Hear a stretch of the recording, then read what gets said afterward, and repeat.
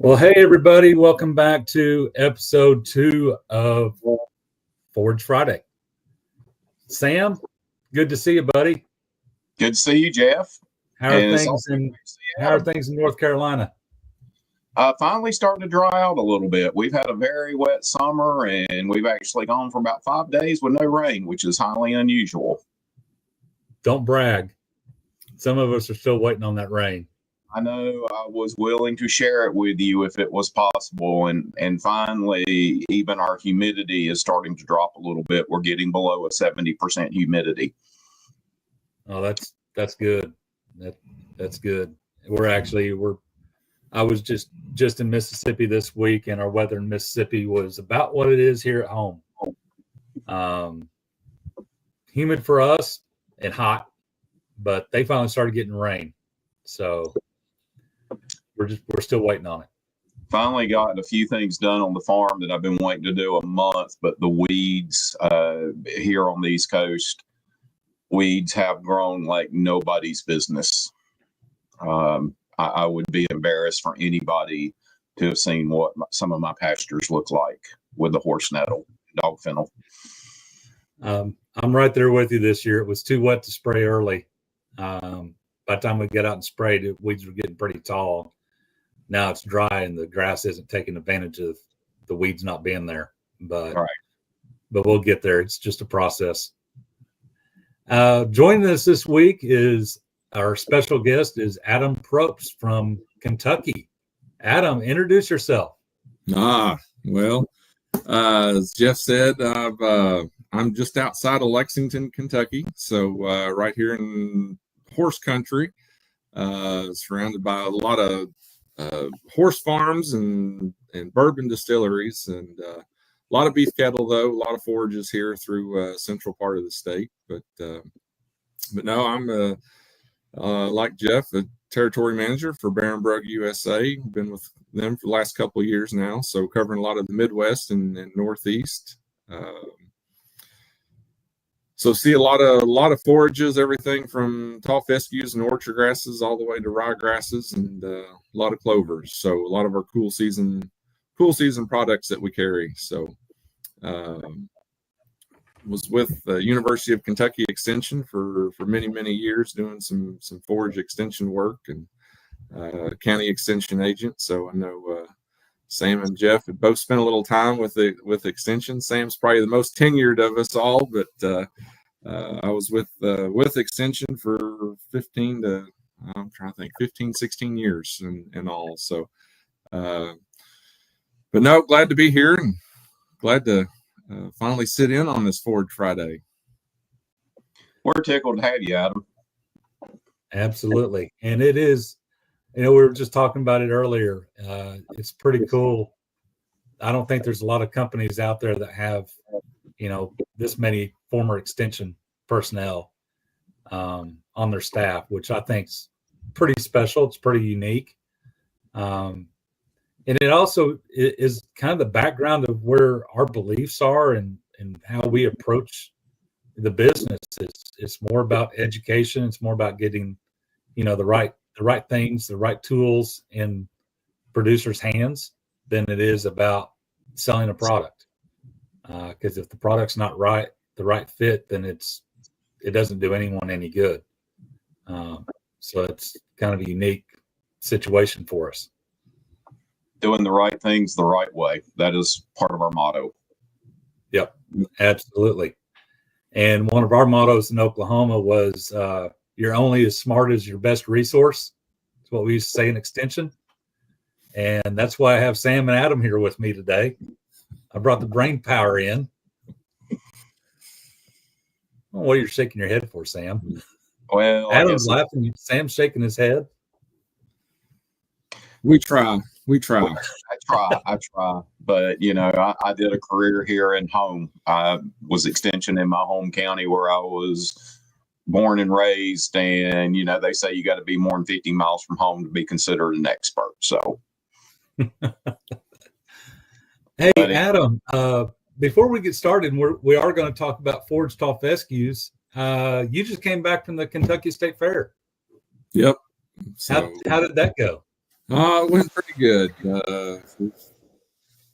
All my kids show hogs, so we were up there for the hog show all week.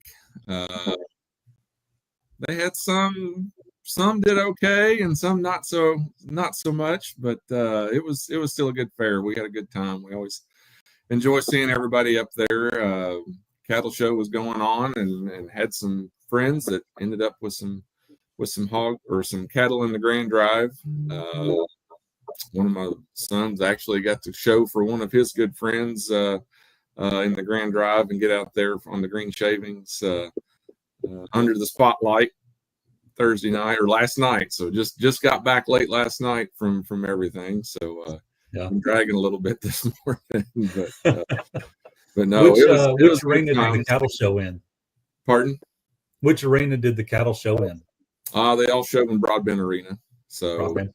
And it's all this goes in conjunction with the World Championship Horse Show, is what's held there in Freedom Hall. So usually they've got World Championship Horse Show going on in Freedom Hall. They've got cattle shows going on in Broadbent Arena there right next to it, and then the hog shows are kind of wedged in the middle, and sheep shows. So all the critters are getting shown all at the same time, which is pretty neat. So yeah, that's pretty cool. We were just there this last fall for the North American, which was our first trip there, and it was kind of my son's senior trip.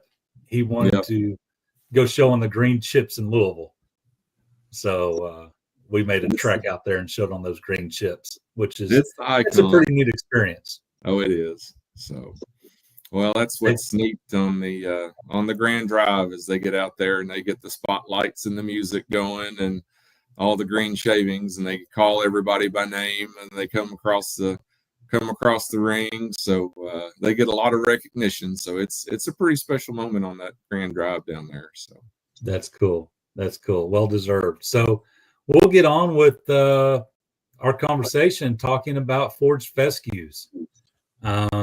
We get a lot of questions on tall fescue. What are and either one of you can take this, but tell me about the different types of tall fescue. What types of tall fescue are there? I know there's about 3 that we categorize. I can't speak, sorry. That we have about 3 different categories. Tell us about that, Adam.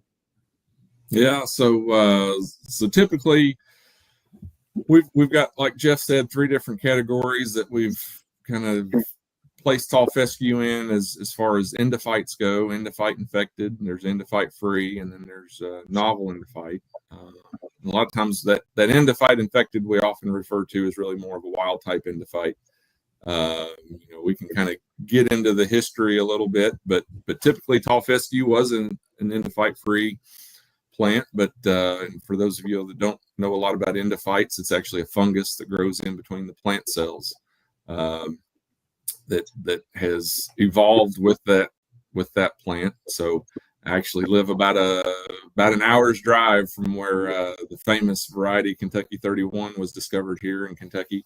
University of Kentucky professor found it growing on a hillside and kind of called it the wonder grass because everything else was grazed in the ground, and yet here's this tall fescue variety that was just thriving under a really thin type droughty type soil with some high grazing pressure. So that was discovered back in the 1930s, and thought it was a great development. But then little did we know it had that endophyte fungus in it. And then as the decades moved on, we realized that it wasn't as good as we thought it was on the animal performance side. So there along the 1970s was when we really started doing a lot of work in removing that, identifying that fungus, removing it, and then we created these endophyte free varieties. which did really well. The problem is we realized, that endophyte really helped that plant more than we thought it did. So all of a sudden we've got tall fescue that wasn't quite the wonder grass we thought it was. So it didn't persist through a lot of droughts and take that overgrazing. So then lo and behold, we decided, we can isolate some others endophytes and maybe we don't see that negative animal performance. So then we've created this novel endophyte category all of a sudden. So we've got varieties that we've inserted a fungus in or bred this fungus into that we don't see the negative animal effects, yet we get all the great plant attributes. So that drought resistance, insect resistance. So very three distinct categories of tall fescue, but and they all play a role in kind of forage quality and persistence and animal performance. So kind of, where a producer's end goal might be the choice on what you use in a lot of those situations. But I know here in Kentucky 31's been planted so prolifically that I've often told producers that if you didn't plant that field into a tall fescue, just plan on it being a wild endophyte infected Kentucky 31 tall fescue. So it comes up when nothing else does. Yeah, I know Kentucky 31 will pretty well take a nuclear bomb and keep growing, which is that in itself is a great benefit. But like you talked about, there's a lot of negatives to that, especially related to animal health. What are some of the things that we see with that endophyte in animal health? What are some of the things we see in cattle? I can take that one. I mean, you're going to start seeing things like rough hair coat. You're going to see increased gestation lengths. You're going to see thickened placentas. The thing to remember in the last trimester, in the last month, the calf's weight's going to double in the womb. But so when you've got increased gestation length, that leads to heavy calves, which leads to pulling calves. Again, placenta may be so thick that it may not tear and they kick out. It can cause reduced milk production. It can cause increased body temperature. Therefore, they want to stand in the pond or in the stream in water. Makes their joints hurt. Just various problems. I do want to say on the endophyte freeze, though, and it depends on where you're at in the United States, wherever you're listening from. Here in North Carolina, I'm not going to recommend an endophyte free fescue because it's basically going to be an annual or a biennial at best. We may get 2 years out of it, but generally about 1 year. But you go up north where you don't have the heat stress, you have more consistent moisture, then you can grow an endophyte free fescue. But I can remember in the 70s, I'm old enough to remember after they were introduced, and a lot of people around me planted endophyte free, and they did not last but a year, maybe two. And then it was back to toxic tall fescue, which I know and there's ways we mitigate it. We've just learned to live with it. But that fungus does live in a symbiotic relationship with the plant and makes that plant so tough. And I'll second what you said there. Obviously, I'm in Oklahoma, and I know several producers around me have tried planting an endophyte free, and it's done well that first year, but that first season. But normally, after it goes through a summer, that next fall it doesn't come back. The heat stress typically just knocks it for a loop. Where some of the novel endophytes, or some of the ones with endophytes, even the novel endophytes have done quite well. Yeah, I was going to say, you really got to remember tall fescue is a cool season grass, like orchard grass, Kentucky bluegrass, and all the others. And the advantage I feel like that endophyte really gives that plant is it increases its adaptability a little bit further south. We've actually seen that in other species too. Like perennial ryegrass with endophytes has extended its adaptability a little further south to take that higher heat and a little more drought stress that it may go through. So So yeah, just remembering, tall fescue is a cool season plant, and we're not necessarily going to plant it in southern Alabama as a endophyte free type variety and expect it to do well. So great point. And talking about cool season grass, I'm going to assume, or I know, but let's explain it to the customers or to the end users out there. When's the best time to plant a cool season? Well, go here ahead. go ahead, Sam. No, I was going to say, go ahead. Well, here in Kentucky, a lot of times, we really stress that first couple weeks of September is the ideal time in the fall, as opposed to the spring, just because you get a little better establishment, you get a little more consistent moisture as we go into fall and early winter. So at that time, usually feed needs are starting to be reduced. So you're not really reliant upon that pasture or that hayfield as much.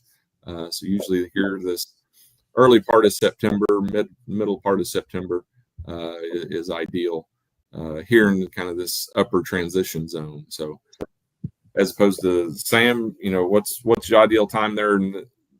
We generally recommend about the same time, but we can go as late as early to mid-October and still get a well-established stand.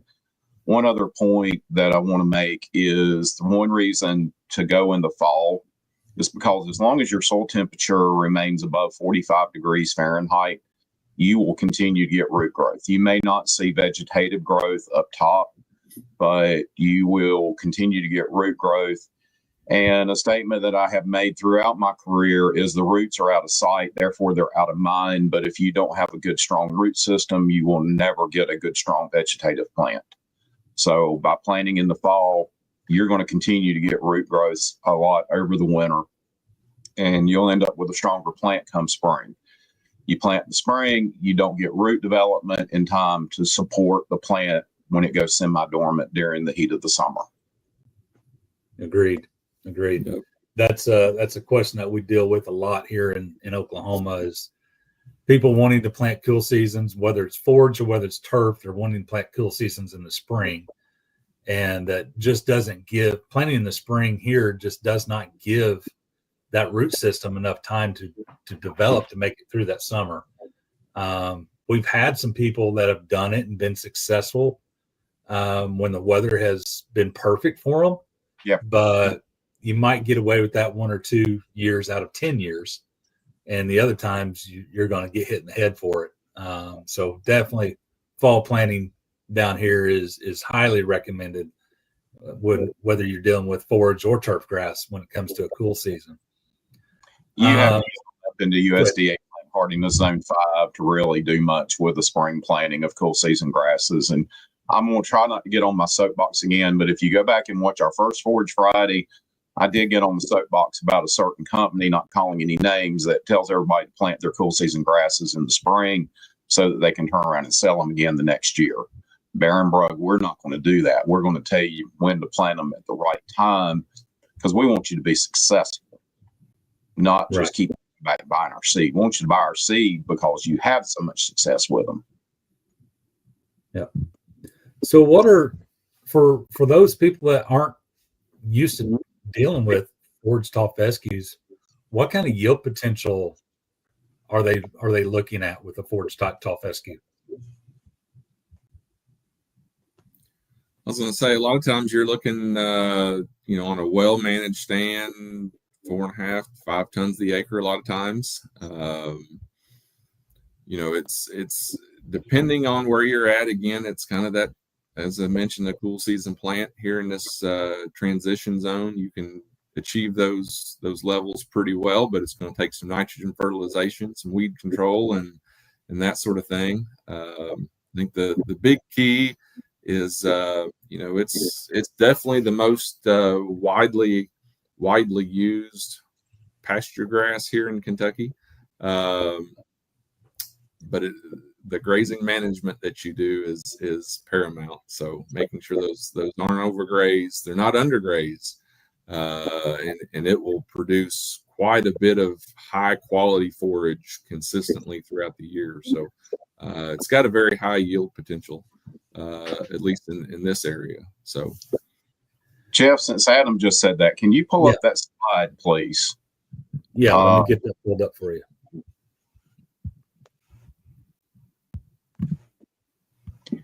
Okay, I actually took this picture sometime about 25 years ago. This was at the dairy at NC State, and this was a very tall, and it's a toxic tall fescue plant. But what I want folks to see is there at the bottom is white. Well, chlorophyll is what makes the plant green. Chlorophyll is the energy collector. A plant's leaf is like a solar panel, and chlorophyll is the green pigment that collects light energy or light and converts it into energy that fuels the synthetic reaction. And photosynthesis is how a plant makes its own food. We don't feed plants, we fertilize them.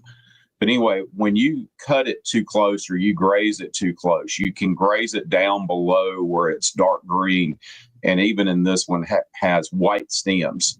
Well, for that plant to start growing back, that plant's now got to make chlorophyll first.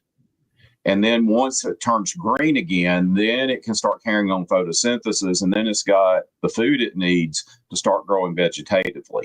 So when we cut hay and we cut it too close and we cut off all the green leaf and the green stem and we leave it white or semi-white, we are really delaying our growth. I mean, this plant, if it were grazed down to the white, it's going to take a week to 2 weeks to actually start seeing any growth. So this is just an example of why we need to control our grazing height and also why we need to control our cutting height. And if you look at most new modern disc mower conditioners, their cutting heights when they come from the factory, I think it's 1.8 to maybe 3.3 inches. That's how much adjustment you have. My advice to anybody is if you're buying a new disc mower, buy the supplemental skids so that you can get your cutting height up to around 4 to 5 inches, especially if you're cutting on cool season grasses. And you may leave a bale out there, but you're going to be amazed at how fast your crop does grow back by that higher cutting height. Right. And that, that brought something else to mind is, Sam, you just finished kind of writing at least an internal paper or working on one that's talking about hay drying time. Yes. And one of the comments you made in there was leaving that higher height to cut, leaving more grass there will increase your hay drying time. How does that work? Will decrease your hay drying time. Decrease, sorry. Air can actually circulate up under what you've cut by what you've cut laying on top of grass versus laying straight on the ground. It will decrease your drying time. Perfect. And also thinking about leaving a higher height or leaving more forage there. How does that affect the novel endophytes? If you graze it down to the ground or cut it to the ground, what effect are you having on those endophytes? On the novels or the beneficial? On the beneficial, yeah. Yeah, if we graze it to the ground, we're going to kill it. Is that because you're basically removing the leaf surface? It's got to have leaf surface to continue to grow. Yeah. Yeah. So, and that graph or that picture that we had that Sam had taken is another good example of, that white area. You got to remember that tall fescue plant stores carbohydrates to regrow. That first little burst of regrowth comes out of carbohydrates that's stored in that bottom 3 inches.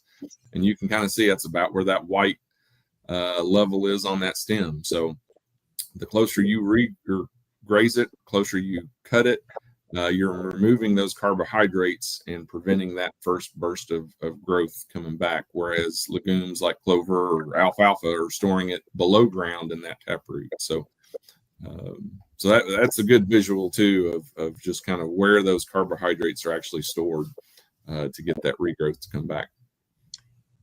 And I think that we're going to do a little self-promotion right here.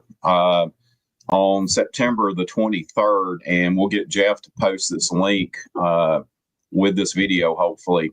But we will be doing a webinar. It'll be at 4 o'clock Eastern time, so you can go from there. But it's scheduled at 4 o'clock. But Barenbrug and Gallagher are partnering together on a webinar, looking at how their rotational grazing systems and their fencing systems work together with us managing our forages.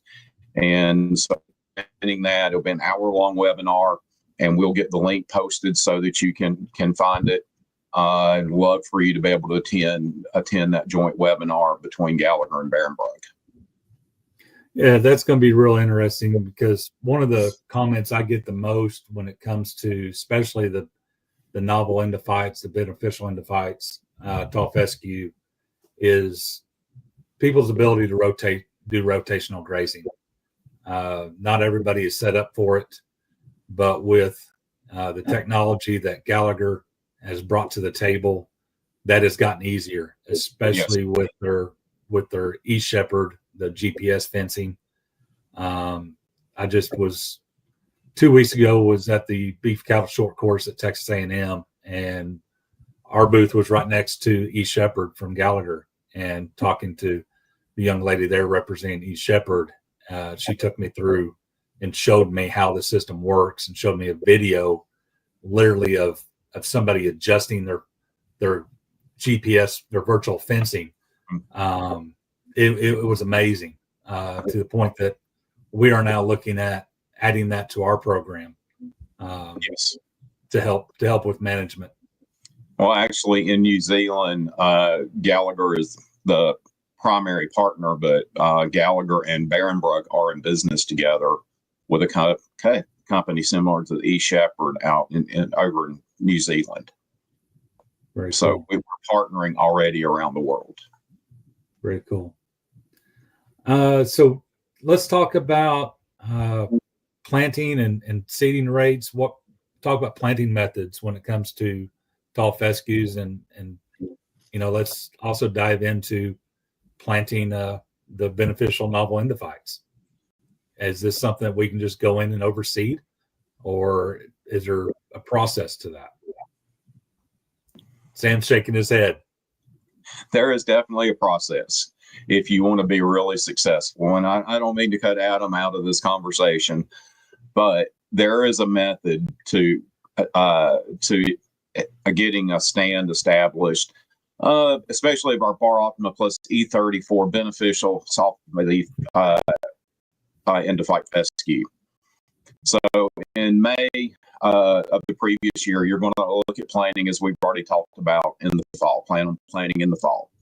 So after your hay crop in May, or you go in May, you graze it really close. Just throw out everything I said about grazing height management, and just go ahead and cut it close or graze it close in May. Then go get you some glyphosate and spray everything with glyphosate. Oh, don't want to hear that, but you do.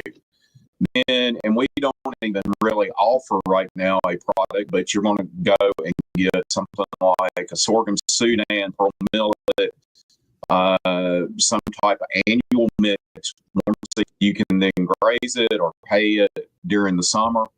Then mid-August, you want to come in and harvest it, whatever you planted one last time. Then you're going to do one more glyphosate spray. Excuse me. To kill out any stragglers. And then you're going to be ready to plant in September, your ideal planting window. One of the biggest things I always remember, sod drills are wonderful, wonderful tools, but don't get it too deep. If your soil is a little wet, adjust your pressure. You do not, fescue is going to be one of our bigger seed that we plant a little deeper, but still 1/2 inch is plenty deep. And then go ahead and sod drill it. Now, one thing that I tell folks is, if you've already got a novel, you've got somebody else's novel out there, don't, and you say, I need to thicken my stand up, don't select BarOptima because of our soft leaf technology. The cows, once it comes up, the cows will go out there and selectively graze the BarOptima BarOptima and leave the other novels alone. And then they will graze it too close. And then you're going to be mad at Barenbrug because you're going to say, well, that BarOptima didn't survive. My Texoma, my Max Q, whatever I had planted out is still growing, but the BarOptima is gone. That's because cows are selective grazers. They have the ability to selectively graze, and they'll graze out the BarOptima. It's been shown in research studies. So when you do BarOptima, you want to do a pure stand of BarOptima. Great. Thanks for pointing that out. I know that's something we did talk a little bit about, the soft leaf technologies in our last episode, but thanks for bringing that up, because it makes a huge difference. I mean, if you just run your hand through a soft leaf versus a non-soft leaf, that non-soft leaf, or I'll call it a hard leaf, or it's almost like running your hand in paper cuts everywhere, where the soft leaf is. We have bred the barbs off, so typical tall fescue, you can actually take and put a blade between your fingers if you're more talented than me and make a whistle out of it. You can also run it across your finger and get what we call a grass cut, but you cannot do either one of those things with BarOptima. We have bred the barbs off. We don't have a serrated leaf margin on BarOptima like all the other fescues do, and we have bred out some of the lignin. Perfect. What about seeding rates, Alan? I was going to say on seeding rates, for a full stand, we're still recommending that 25 to 30 pounds. If you were going to use that no-till drill, like Sam was talking about, a lot of times I'll work with producers and they'll be like, well, I don't have access to that, but I've got maybe a drop seeder, like a Brilliant type seeder, or I've got a broadcast seeder. And those can be successful, but realize you are going to lose some germination on that. So you're really going to have to increase your seeding rate by probably 10, 15, 20% or more based on those other establishment methods. And especially when we start talking about these novel endophytes, it's not a cheap seed. It's not something you might feel comfortable just spreading out there and hoping for the best. So the no-till drill is probably the way to go as far as the most economical and the highest success rate. But again, that 25, 30 pounds is really ideal for that. So. And a couple other questions. I know we're kind of running up on our time, but you mentioned it's not a cheap seed. Let's talk about value and return on investment. Kind of where are we at on that, guys? I mean, let's talk about the pocketbook and how it's going to hit the end user in the pocketbook. I don't think you can afford not to do it in this day and time.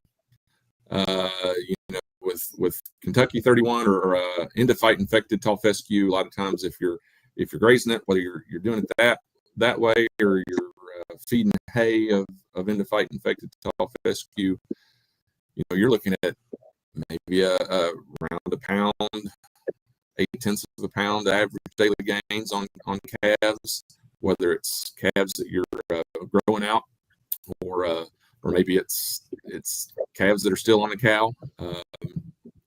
And not only that, you're looking at reproductive efficiency. Most of the endophyte infected or beef herds that are on endophyte infected fields, you might have about a 70% calving rate.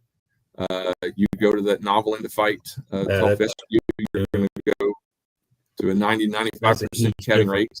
You're going to go almost double on your average daily gain. So you can see 1.5 to 2 pounds calf average daily gains, and when we got calves at $3 a pound, it adds up in a hurry. $150 to $180 more a calf. I don't care what your stocking rate is. If you've got 1 cow to the acre or you got 1 cow to 5 acres, that's a big chunk of change per animal that you can have just by switching to novel endophyte tall fescue from a wild endophyte infected. So that's not even counting your reproductive efficiency you might have. So with the way the calf market is these days, and to be honest, I would say any livestock species, I don't think you can afford not to switch and get rid of that endophyte infected. Yeah, I appreciate you saying that, and especially where the cattle prices are today, the added gains and the added dollars in your pocket. But something I always point out to producers is it's easy to make money today with cattle prices where it is, but you really need to focus on efficiency now for when those cattle prices aren't as high. That efficiency really multiplies the lower that hundredweight price is. Yep. Yeah. A lot of people don't think about that. Unfortunately, we don't have as many forage economists with extension as we used to. But when the novels first came out and prices for cattle were a lot lower then, they basically were throwing out figures that your additional gain under much lower prices you were going to pay for the conversion to a novel in about 4 years. With these cattle prices we're having right now, you're shortening that amount of time before you're going to start actually making money over the conversion for converting your pastures over to a novel or beneficial endophyte fescue. Absolutely. How does it perform with mixtures and other products, legumes, clovers? It's going to work great with clovers. Clovers are just really going to supplement it. It's going to bump up your protein levels. One of our mitigation tools for toxic tall fescue is to add things like clovers or orchard grasses. But the clovers are just going to add, it's going to help you with your nitrogen, lower your nitrogen requirement for it because they are going to fix nitrogen from the atmosphere into the soil. And so they work together extremely well. Great.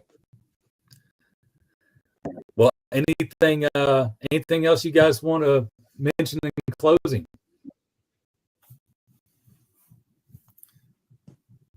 Just remember our webinar we're having with Gallagher, and like I say, we'll try to get this link posted so that you can register for the webinar. I'd love to have any of you watching this also. Yep. I was just going to say, it doesn't matter to me what novel endophytes you choose. There's differences in all the varieties that are out there on the market today, but I think the big thing is shifting away. The key take home from today is shifting away from that toxic endophyte infected tall fescue, and all of the novels are good. Some have some better attributes than others, but in today's market and today's economy, as I mentioned, I just don't think you can afford not to switch away from that toxic tall fescue. So I'm hoping that's what a lot of folks can at least take away from this today. So. Perfect. I know Sam mentioned the podcast is coming out, or the webinar that's coming out with Gallagher. Adam, you got any events that you're going to be at coming up soon, or? We'll be up at Farm Science Review in Ohio here coming up towards the end of September. So be looking forward to visit with some folks there and with a couple of our distributors there through the Buckeye State. So very cool. Very cool. Well, guys, thanks for joining us. Everybody online, thanks for joining up with us. If you got questions, if you got comments, if you've got ideas on topics that you'd like for us to talk about, send a message to the YouTube channel and let us know. We'd love to get those included.